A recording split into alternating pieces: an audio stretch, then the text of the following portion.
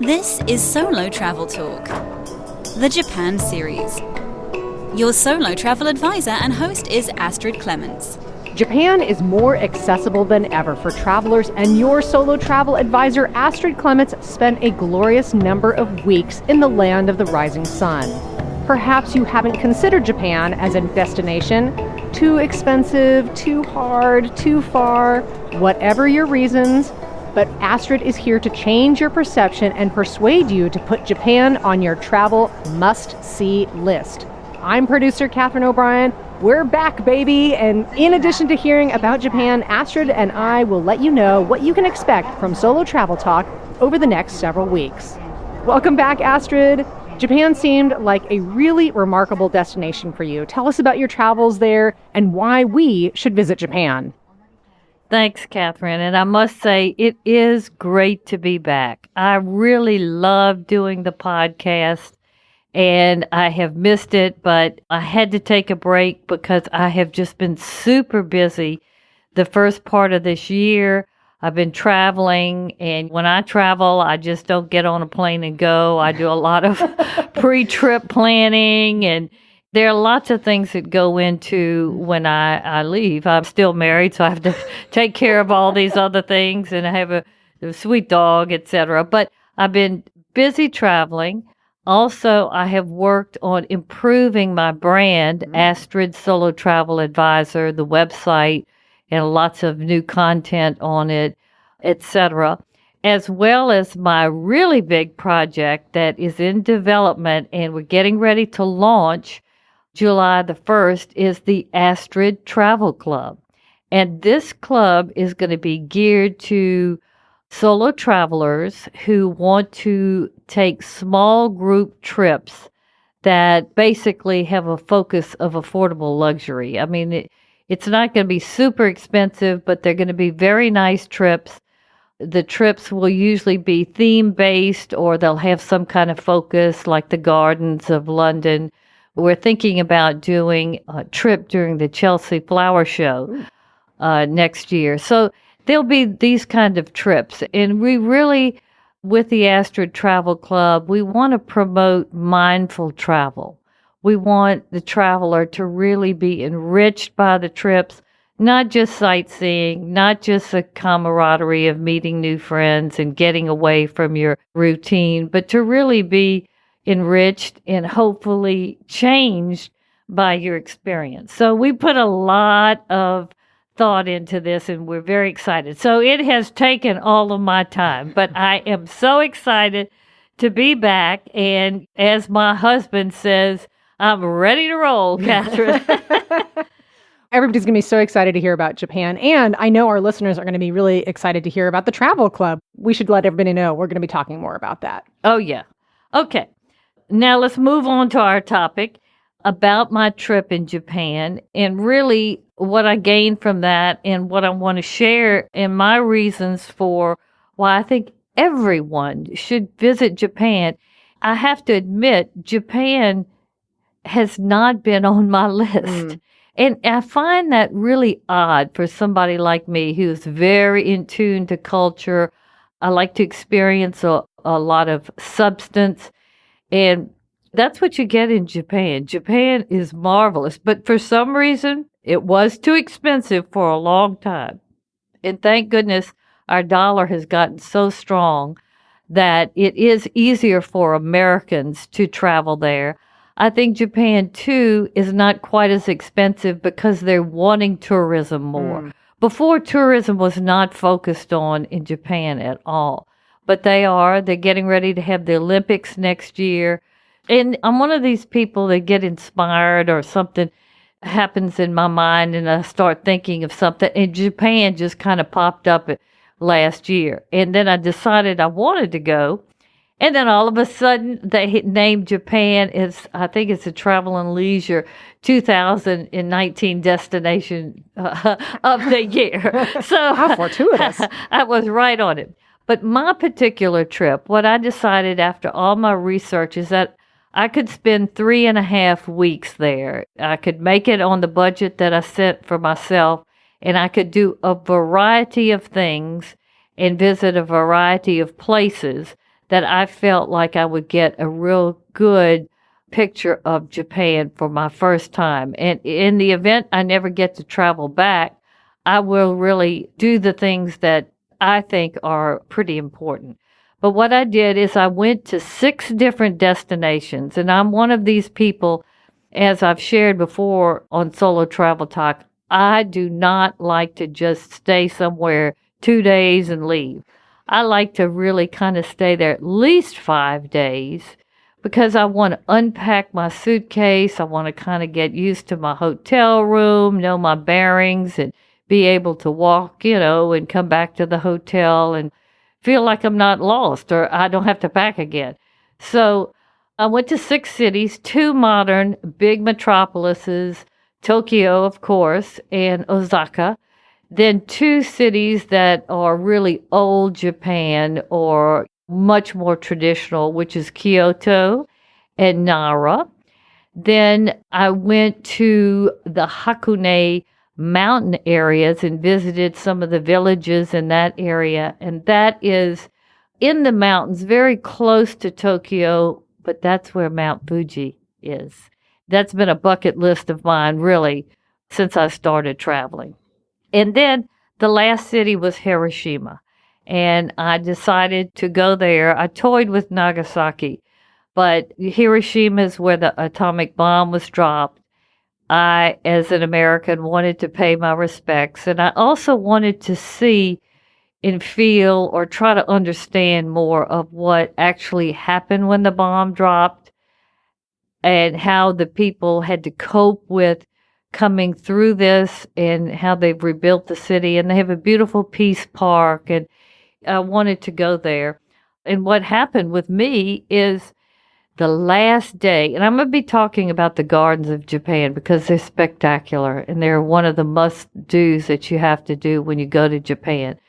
But one of the last things I did on the last day is I went to this beautiful garden in Hiroshima. You would think Hiroshima, where the bomb is and everything, they have the most spectacular Japanese garden there. And I think it's called Shinkisen. I talk about it, I think, later in the broadcast. It is unbelievable. What they tried to do with this garden is to put a little bit of all of the nature of Japan in the different areas and the different elements of Japanese gardens in this garden, and it is exquisite. So Hiroshima was the last city, and it was wonderful. So my goal really was to hit, like I said, the highlights of what Japan had to offer, from the sights to the culture, understanding what was at the root of their beliefs and their culture, as well as New Japan. Oh my gosh, Osaka and Tokyo, the 2 very modern metropolises that I went to, they are exciting like New York City. Tokyo especially. Osaka is a little bit smaller, but so full of energy and life and just beautiful. Then also the fabulous food. Oh, the food in Japan, and I'm going to do a whole podcast on the food. The food is just fabulous. That's the best word that I can describe it. Again, the stunning gardens and the nature. I wanted to really have enough time to do enough of these activities because nature is very important to the Japanese in their life. Also, of course, going to some of the interesting temples and the shrines, understanding their spiritual beliefs, do some shopping. That's always eats up some of my time, which is just a habit that I have. I must confess, I guess. I was very interested to get to know the Japanese people and to try to figure out what they were all about, what they valued, and why. I'm a very curious person. And I wanted to know what made them tick. How could such a small country with all of these islands, it's not just on one landmass, they have all these islands. How could it be such an advanced society and an economic powerhouse in today's world after 2 crushing defeats in the world war? I mean, these people are so wonderful. You will get that when you go. My second answer to your questions is I'm going to give you all of the reasons why I think you should visit Japan as a solo traveler, especially. First of all, it is very, very, very safe. There's virtually no crime in the big cities, etc. They're very strict about obeying laws.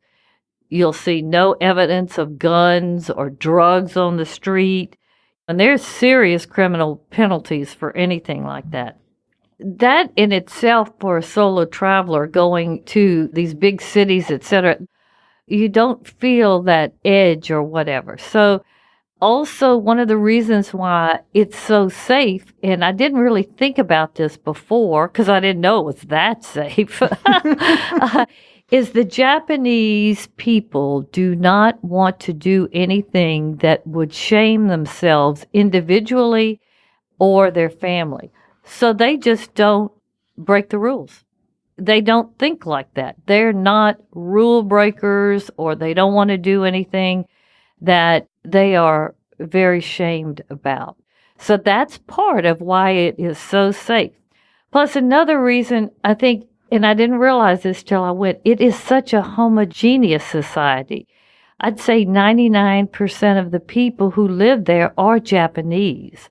So they just all have the same ethical and moral beliefs, and they do things a certain way. So there's just a natural flow there. There's not a lot of multiculturalism in their society.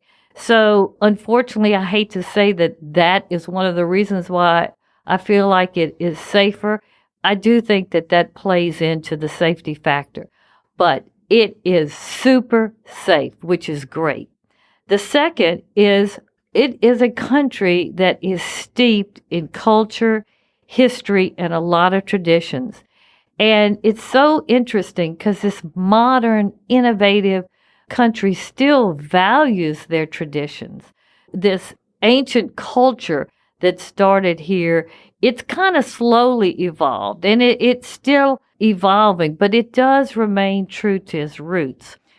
But I'll give you just a little background so you can kind of understand. Japan started totally as an agrarian type of society, which most places did. But they, because being isolated, anything that they derived from nature or that nature produced is kind of what is the real foundation of their evolution.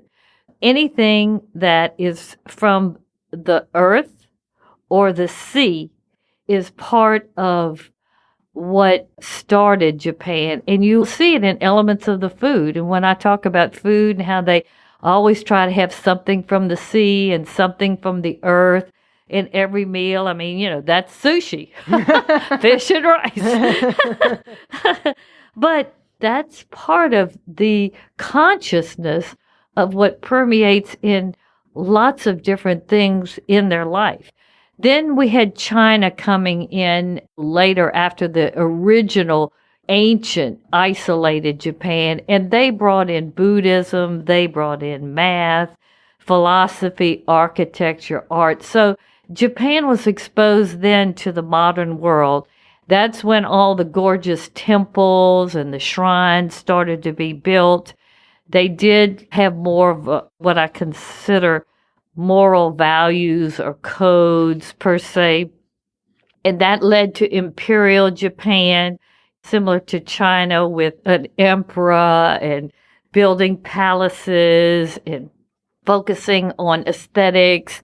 I mean, the beautiful costumes of the court dress and all of that led to the kimono and some of the other classic Japanese men types of dress. But the kimono today is still worn a lot in Japan. I'll never forget, I saw this one young couple. The gentleman had a baseball cap on backwards, and he was kind of hipstered out, and he was holding the hand of his girlfriend or his wife, and she had a kimono on. And you'll see in Tokyo, you'll see in Kyoto, Hiroshima, you'll see women wearing kimonos. And it doesn't look odd. it just fits in to the whole milieu, I guess you would say, of how Japan is traditional and they value these traditions. So they had that period. And then during this imperial period, you had all these clans, basically, and you had a samurai that I guess was the leader of these clans, and they were farming rice and trading rice, and rice is the big deal there. I mean, it is the absolute foundation of Japan, rice. But the samurai got so powerful, they decided that they were going to elect a shogun. And that's when the shogun period came. And the shogun is basically the king or the emperor became just kind of like a figurehead, similar to Queen Elizabeth, I guess you would say. But the bottom line is the shogun was voted on or chosen by the samurai leadership. And he was the cat daddy. He was the best of the breed, okay? And he ruled.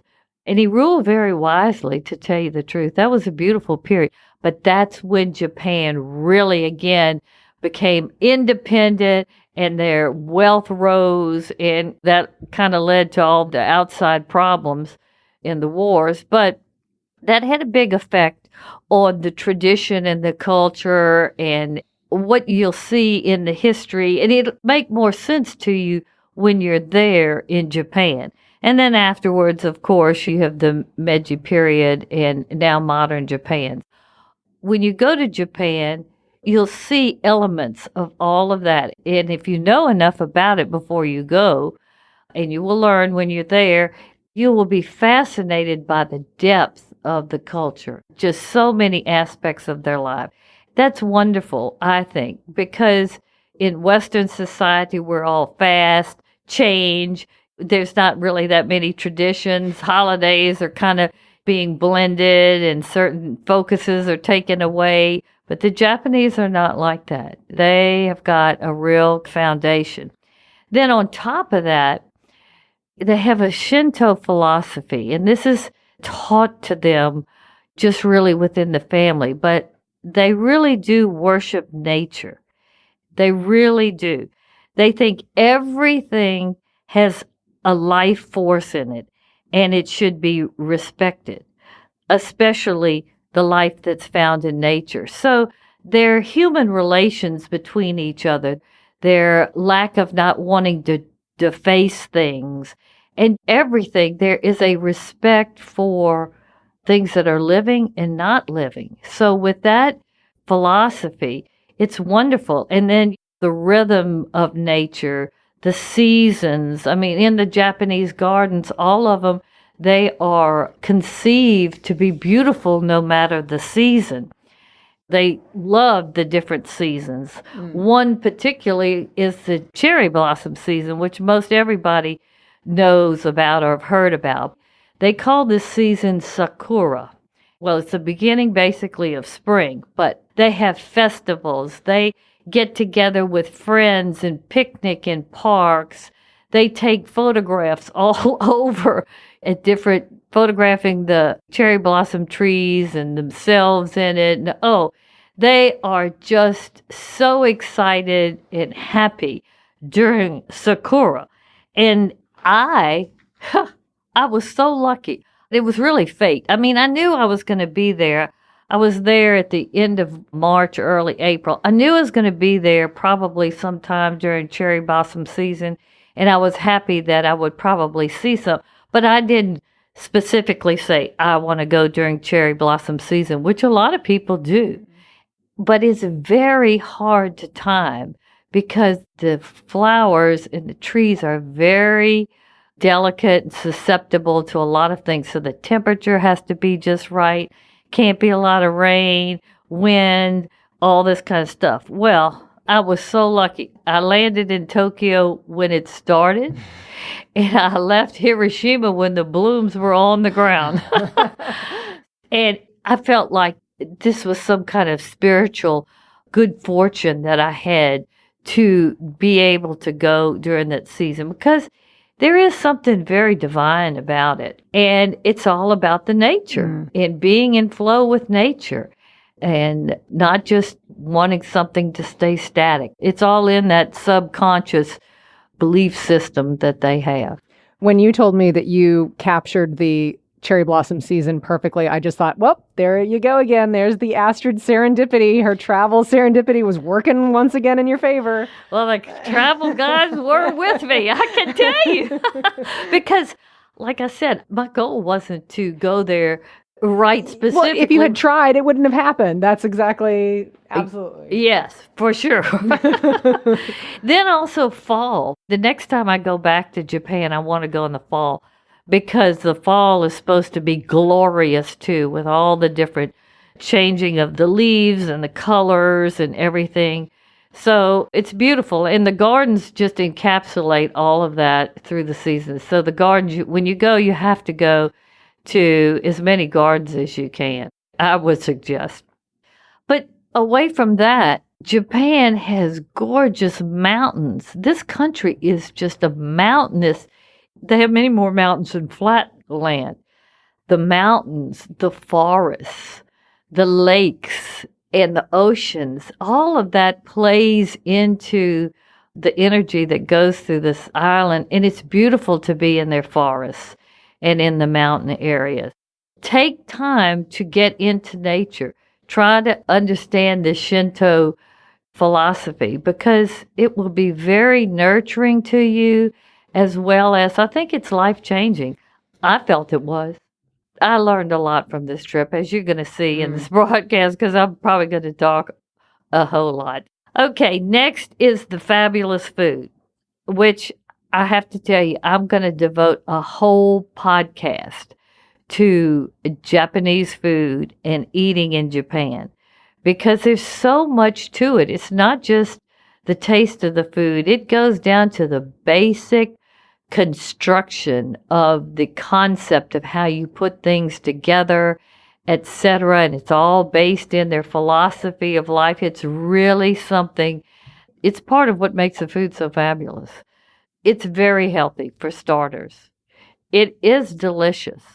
And one of the things that I love so much about it is you never felt stuffed or heavy or like I ate too much or, ugh. You don't get that feeling when you eat in Japan, even if you eat too much. You just don't feel like that.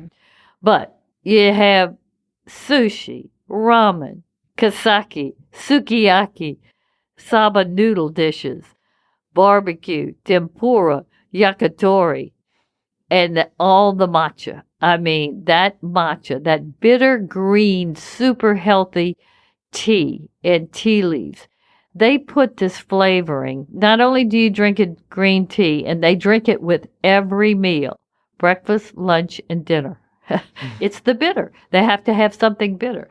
But they have a lot of matcha products that are sweet. It could be one of those roll cakes. They have a specific kind of roll cake. I forgot what it's called, but it has a cream filling in it. And it's not a runny cream. It's kind of a light cream or some type of milk product in it. The matcha flavor is absolutely to die for.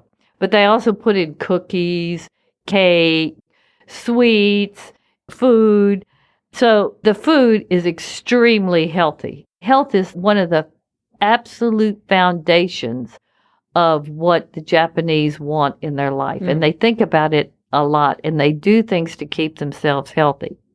Okay, the next reason to visit Japan is the modern cities. These cities are something else. Tokyo is basically like New York City. Doesn't quite have all the multiculturalism, but it has all the neighborhoods, and it has the bright lights, people on the go, excitement. You can get everything from the low to the highest. The cities are full of just energy. As well as Japan is a technological leader. In technology, in innovation, they got it going on. So there's a lot of emphasis on cool technology. You have huge arcades and shopping centers that are strictly devoted for technology. I mean, there's one a Pokemon shopping center, where they have everything in there, all kinds of electronics and everything. And I'm not a techno. I mean, I'm a lot older, and I don't really like technology because it doesn't come naturally to me. I didn't grow up with it. But Japan, it's fabulous. And then the anime and cosplay and all of that. So if you like technology, you can go to cafes that are served to you by a robot. They have robot entertainment. It's something else. So the cities are so modern and full of energy. Then the next thing, this was something that really took me aback. Japan is extremely clean. Now, I've been to other Asian countries, and cleanliness is not that big of a deal, or they don't focus on it. Japan, hyper clean. For these cities to be so clean, but they are. There is no trash in the streets. They don't even have trash cans, and there are no trash in the streets. They don't have the trash cans. There was some kind of terrorist attack about 15, 20 years ago, and they decided to remove the trash cans because that's where the bombs were or something like that. So there's not very many trash cans. You might see one at convenience stores, and convenience stores are one of the it things in Japan, and they're not normal convenience stores. I mean, you can get all kinds of things at these convenience stores, and they do all kinds of convenient things for you. But they have the trash cans there. But what the Japanese do is they carry a little bag, or they have something that, just like if you have a dog and you have to pick up after your dogs, is use the bathroom. They keep it with them until they can dispose of it properly. So there's no throwing trash or gum or anything like that. You will not see it. Then before every meal, anywhere you eat, you'll either get a hot towel, a cold towel, or at least some wet wipes before you eat. It's just part of how the Japanese carry on. They don't just start eating, I can tell you that. They have the fanciest, most complicated, high-tech toilets in the world. Now, this will really tell you how clean they are. Their toilets will spritz, spray, blow dry. Some of them have music. Some of them have flushing sound, which I asked somebody, why would you want to push the flushing sound? Well, they said, it's so if you have to pass a little, gas, nobody will hear you. Some of the real fancy ones have automatic lids, heated seats, deodorizers. I mean, you can just go have a fest in there. But what I'm trying to tell you, these people believe in cleanliness of all kinds. There's something about cleanliness is next to godliness. Really and truly, it is wonderful. So that's a reason to go to Japan. I mean, if you want to go to Asia and cleanliness is important to you, Japan's your place, for sure. Okay, great transportation. Japan has got it really down pat. They definitely have the best trains in the world. Their trains, especially like the Shinkansen, the bullet train, they have lots of them. They are beautiful. They're well maintained. They're on time to the second. They're not difficult to get the tickets or to use, and they're really affordable. A tip is don't try to fly from one place to the other. Just take the bullet train, because the train stations are located centrally in every place. And so they have everything is just so well planned out. So you can go 5 minutes before your train is supposed to leave. I mean, you don't have to get there 2 hours ahead of time. There was no security going through any kind of patting you down. Now, in the airport there was. But besides that, there's nothing like that in Japan. Because like I said, people don't break the law. And there's a lot of law enforcement that is out. So it might change one day, especially with a lot more tourism. I hope not. But their trains are great, as well as the subways. The subway system is really good. You're going to have to get used to the kanjis and all that kind of stuff, but it's easy to get from point A to point B with the subways, and they're inexpensive. The transportation network, and a lot of when you travel solo, your logistics are really important, that you're able to navigate and that there's not a lot of hassle with it, because that's where a lot of hassle can arise. The next reason is if you like to shop, they have sophisticated fashions, and shopping is great there. The Japanese are shoppers. They love to shop. One gentleman said, my wife shops every day. They are into shopping. They have all kinds of boutiques, huge department stores. I was shocked at that. And I thought, Amazon hadn't taken hold here? Obviously not, because they love to shop. But they're discriminating shoppers. They're just not buying junk. Quality is what they look for, even if it's inexpensive. So quality fabrics, quality stitching, quality electronics, and they think about what they want to buy. They're not just shopaholics. They're not. But they are really looking for the best quality at the lowest price. The shopping, what you're going to buy there, it's pretty well filtered by the society. And then the fashions are beautiful. If you like that modern, unstructured look, that's Japan. They have so much of that and beautiful. As well as you've got your unique Japanese items, which there are not really that many crafts and things you can buy. But the ones that are there, if you like it, it's really nice. I went to the textile center in Kyoto, and this is where originally they did a lot of the weaving for the beautiful fabrics for the kimono, and they still do weave fabrics there, but it's a wonderful place to go. They have a kimono style show. They have a museum there. You can watch them weave, and then they have the most wonderful gift shop there that you can buy everything.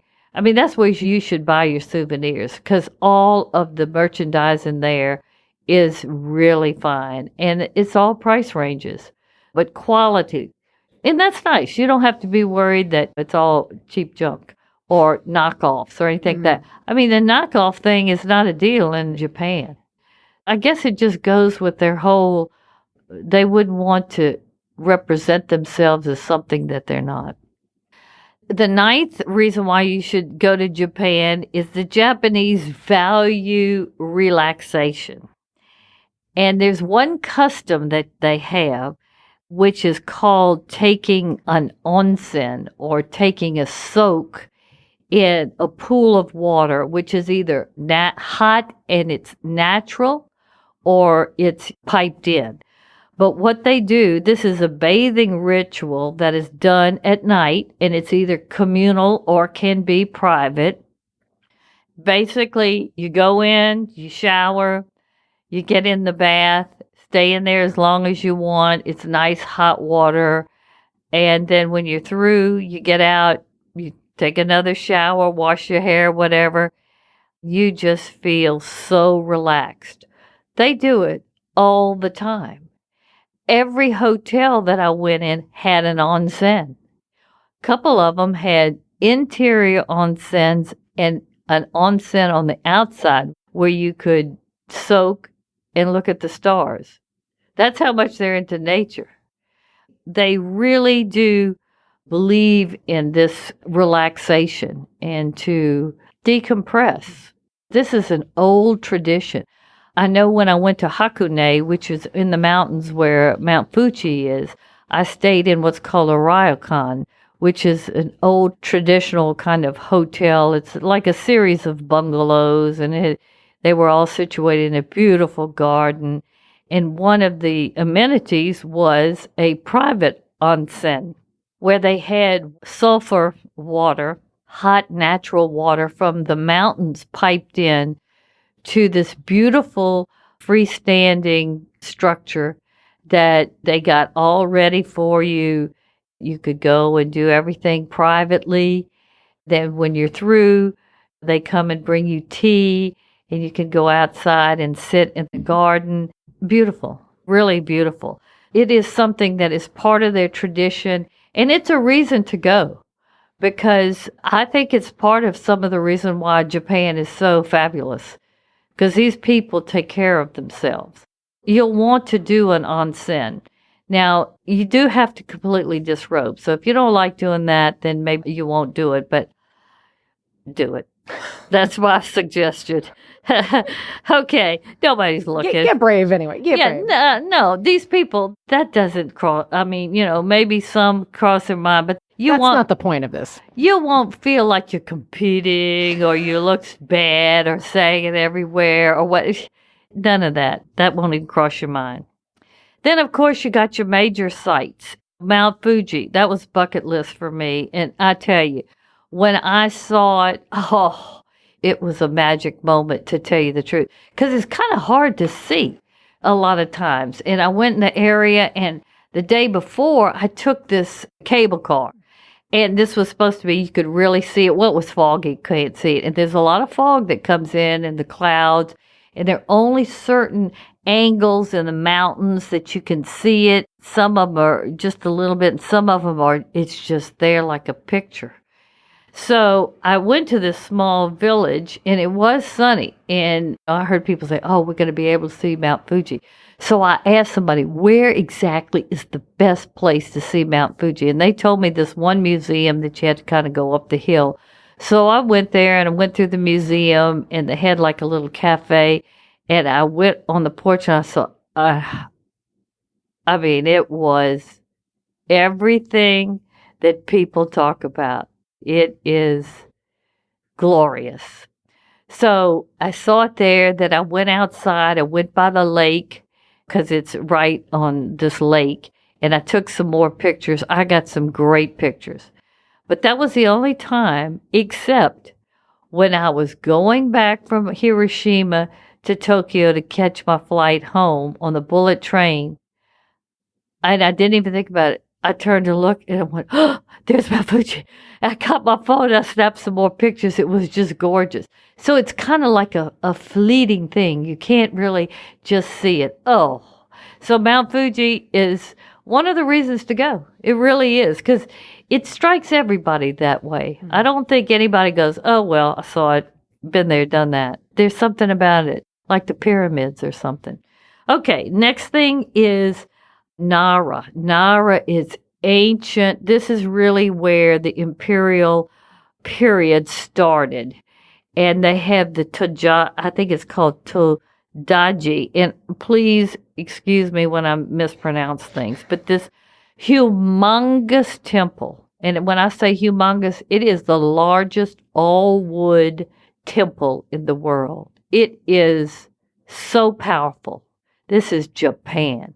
When you go in this, and it's nestled in this forest, and they have other temples and shrines, but they have free-roaming deer there. And in Japan, the deer is kind of a sacred animal. So they're free-roaming in the park, and you get to feed them and everything. It's a little touristy, but you need to go to Nara, and that's typically like a day trip from Tokyo, because it is something to see. It kind of roots you in how it all got started. And you'll see how different their architecture is from what you see in China and Vietnam. So also Kyoto, you have to go to Kyoto, go to the Gion district where the tea houses and the geishas are. See if you can spot a geisha or a maiko. Go have a traditional Japanese kaseki dinner, maybe have a geisha performance. You have to go through there. And there's a beautiful temple and shrines around that area. I kind of likened it to the French Quarter of New Orleans. It's very traditional in there, but it's old Japan, and you should go. That's one of the reasons why you go to Kyoto, is to go to this district. The other place that I think is a must-do is the Arashiyama bamboo forest. Now, this is kind of outside Kyoto, but this forest, these bamboo trees are so tall, they look like they're mile high. And they're super thick. It's super old. There are a lot of people there, unfortunately. And there are other gardens and temples and shrines in there and paths you can walk. But this forest, it's a one of a kind. So you definitely want to go there. The next thing is the Fushimi Inari Shrine. This is where they have all those hundreds of red gates that people walk through. And the Japanese believe when you walk through the gates, you enter hallowed ground and that it's a blessing for you. So it's all these gates that these people have paid for and created as an offering for blessings. You have to see it. It's best to go really early in the morning or kind of when it's getting ready to close, so a lot of people aren't there, so you can get some good photos. But it is beautiful. It has a mystique to it. You talk like, oh, well, you're going to get a blessing, but it really does have a mystique to it. The next one is, in my opinion, Hiroshima. I really enjoyed going to Hiroshima with the Peace Park. They have a museum. They have monuments. There was a girl that made all these paper origami cranes to symbolize peace. And she became kind of iconic. And they have all these origami cranes in a certain area, and they have a statue of her. And it really is focused on peace. And you can ring a big bell that's a peace bell and do your own prayer and all of that, of which I did it all, because that's really kind of what I went to Hiroshima to do, was to pay my respects, because these people were just incinerated because the powers that be were mad at each other. It's just so ridiculous in my opinion, but for some reason sometimes they just cannot help themselves or work it out. But that was great. And then that garden that I told you about, it's called Shukien Garden. It is a must. It's a must to go to. And it's odd that this fabulous garden is in Hiroshima, where they dropped the bomb that incinerated basically the town. That this garden now is so fantastic. That kind of gives you an idea of what Japan's all about. Well, the symbolism alone there. Oh, yeah. Oh, yeah. And then Osaka. Well, it has the Osaka Castle. That's what one of the big things I went to. It has beautiful gardens around it and a temple. It's very beautiful. Now, it's not so fine in the inside, but it's a beautiful structure and how it's situated. And it, really, Osaka, you should go. I didn't spend quite as much time because it's very modern. Osaka was highly bombed, so it's kind of like a new city. And Tokyo was my main focus. But you need to go to Osaka. And if you're a foodie, Osaka is a foodie paradise because they are really into all of this contemporary Japanese cuisine. And it's really lively. It's a beautiful city. The architecture is fabulous there. And then in Tokyo, you have to go to the Senzoji Temple. It's another one like the Nara Temple. So those are, to me, the must-see sites. Now, the last reason, and I know this is a long answer, Catherine, but the last reason you should visit Japan is to interact with the people. The Japanese are so warm. They're very generous. They're extremely helpful. Even though they're shy, if they see you're just kind of like befuddled or whatever, they'll come up and they'll try to communicate with you. There's a real bad language barrier in Japan. The Japanese really don't speak other languages, but they will try to help you. And I just found that so special. It's part of their culture. They help each other. They don't want a bunch of fussing and fighting or somebody, because it drags them all down. This is ingrained in them when they're young. Also, they're highly focused and disciplined. They are something. But even with this super focused, disciplined mindset they have, it's very important that they say calm and relaxed. Their demeanor cannot look harried. There's no showing panic attacks. Nothing. That doesn't come to the surface. And maybe it's going on deep down inside, but I didn't see it. Another thing about these people, they are not loud. You do not hear any yelling or even loud talking because they value being quiet. They have smartphone rules. Do not keep the sound on when you're in public. And if you have to talk on it, speak softly. They do not like it. So you're not going to see all these people on their cell phones. Even though Japan is so high tech, they like quiet and calmness. So they're not revved up with the cell phone and they're not fussing and fighting. Also, they line up so civilly. They have to line up for the trains, the subways, restaurants. Lots of things create lines. Well, they are the best people I've ever seen that line up. They usually have designated places that are marked on, say, the concrete where you line up. They calmly line up and wait. There's no breaking in line. There's no pushing. There's nobody saving somebody's place. That just tells you these people are so civil. They're just naturally civil. Next is they focus on happiness. I didn't really realize that before I went, but they pray for happiness. They pray for other people's happiness. They love cute characters that look happy.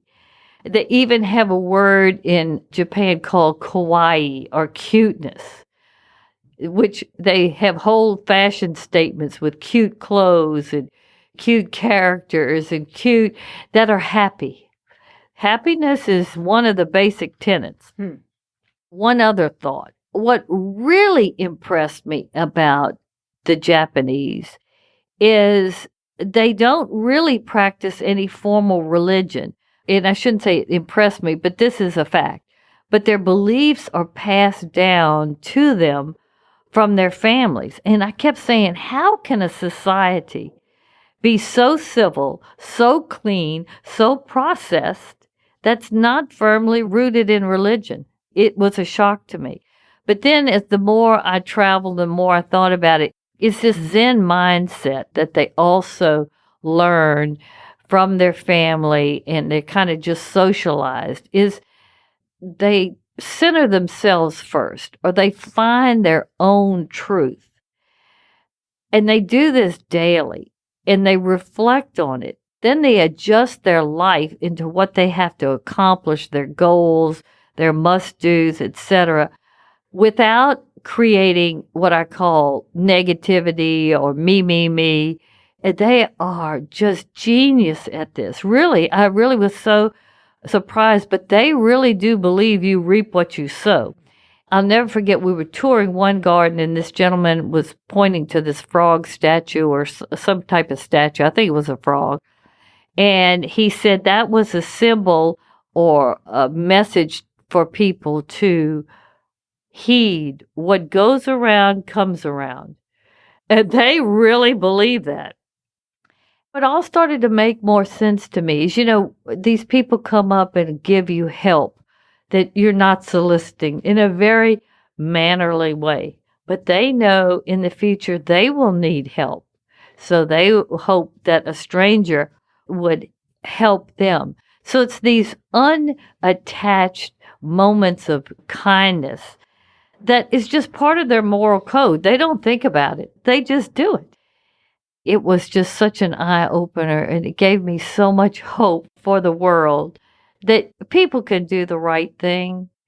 And even if you have a lot of problems and there's a lot of challenges, it starts in to thine own self be true, in that centering of yourself and certain values.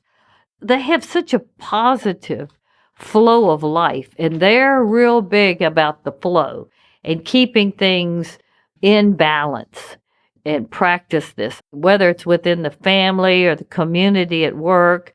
They don't believe, like I said, in harming others. The food, like I said, has to be balanced. Earth and sea, they use the chopsticks, and there's a flow to that. And I really, after a couple of weeks of me not using chopsticks very artfully or skillfully, I said, these people have a flow because they don't eat in 5 minutes, 10 minutes. They have to sit there, use the chopsticks, and slow down, and they savor the food. And it's part of the whole flow, as well as they have such gratitude for what they're eating.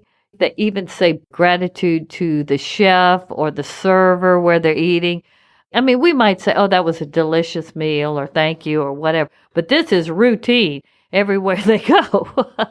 Then also this positive flow, like I told you about, this seeking refuge into nature regularly. And they do it. This is like going to church, basically. Not constantly on their smartphone. They're busy, but they don't seem to be rushed. That was another thing. I can't believe they're not exuding any stress. They focus on excellence. Everything they do or create, they want it to be perfect. To have a personality like that and not exude stress at all, they just don't. They just figure out how to get that positive flow going, and they reach an extremely high level of quality in what they're doing. I kind of summed it up like regular relaxation is a part of their daily lives, the onsen. They take the time to center themselves, find their own truth through meditation. They do the tea ceremonies. They stop by temples after work to have some quiet time. All this positive, good thoughts and actions, I found Japan to be so refreshing and inspiring. And I must say, traveling to Japan did change me. And now I'm trying to be more relaxed and positive and have a positive flow about the things in my life, which is hard for somebody who grew up in Western civilizations.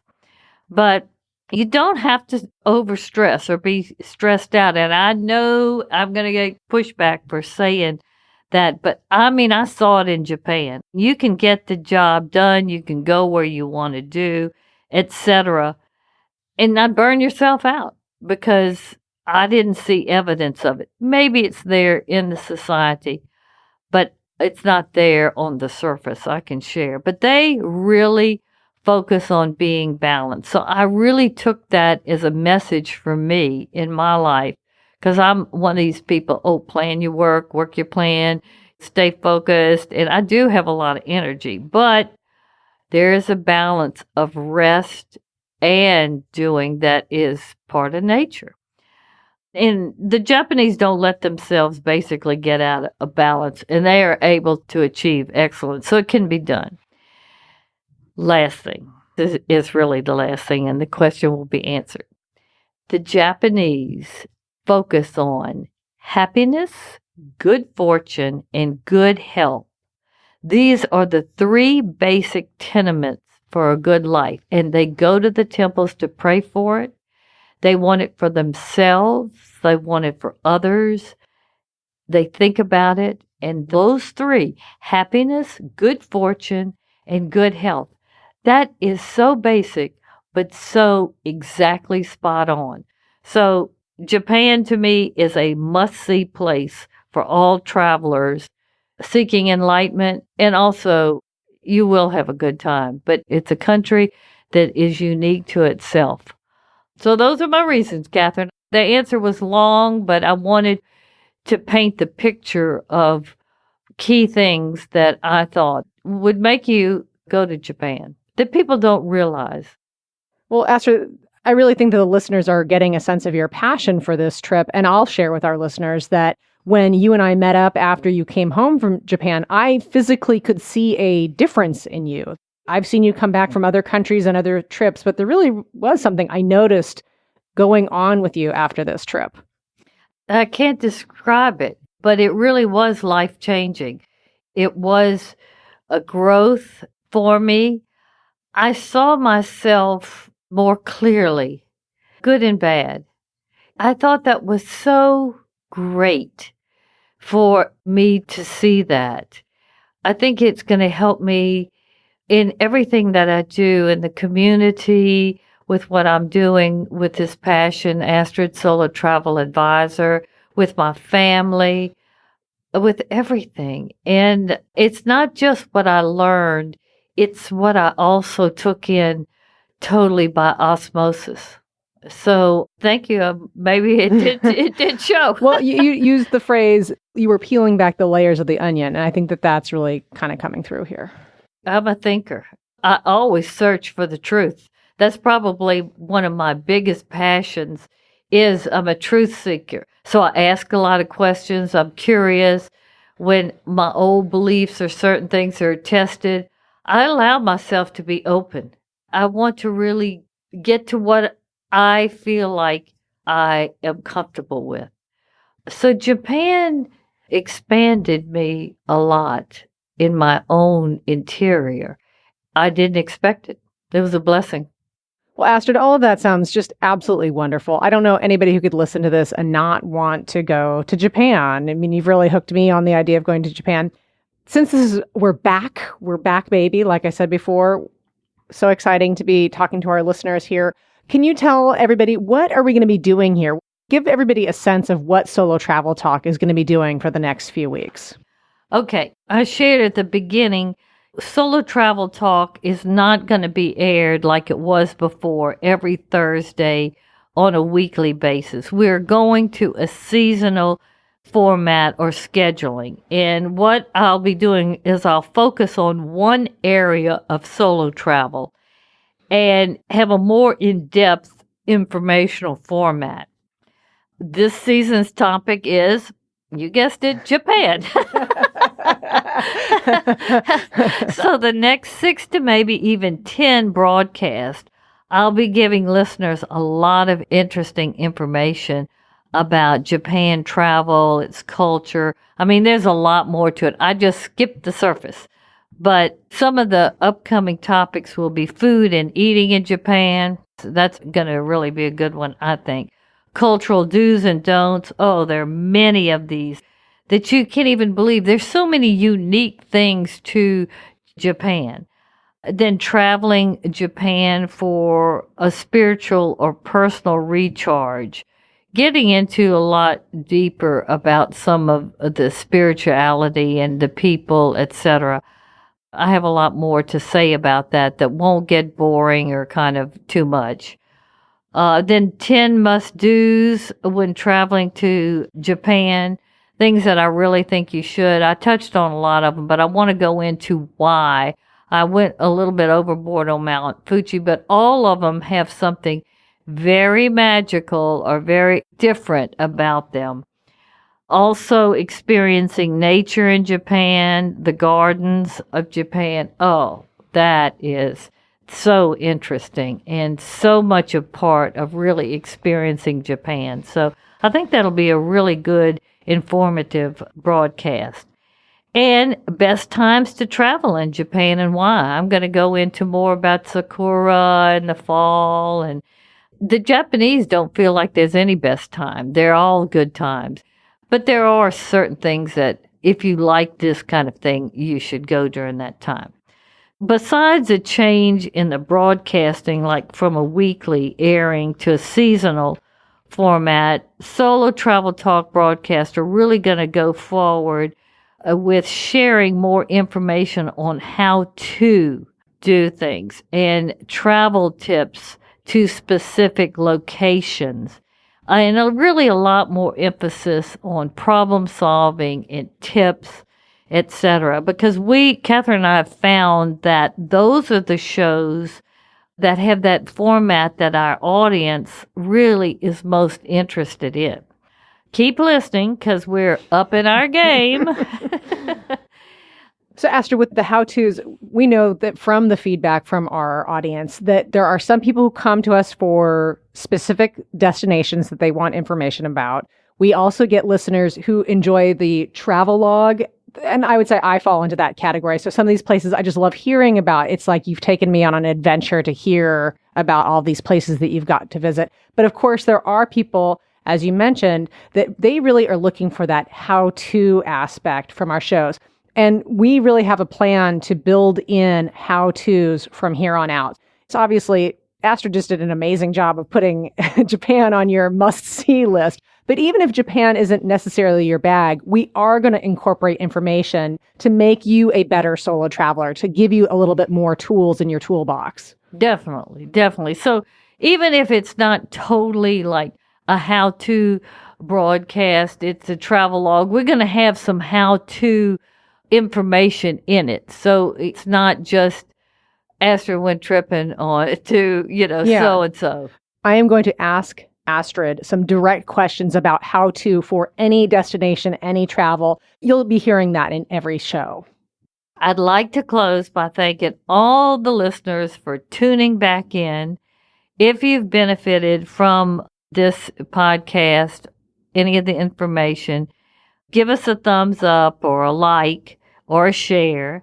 Also, if you have any comments or questions, we really do read all the comments and answer the questions. And it's really very helpful to us because that helps us with our programming and how we create the programs, what you want to hear, etc., or what we didn't cover that we should have covered. Yeah.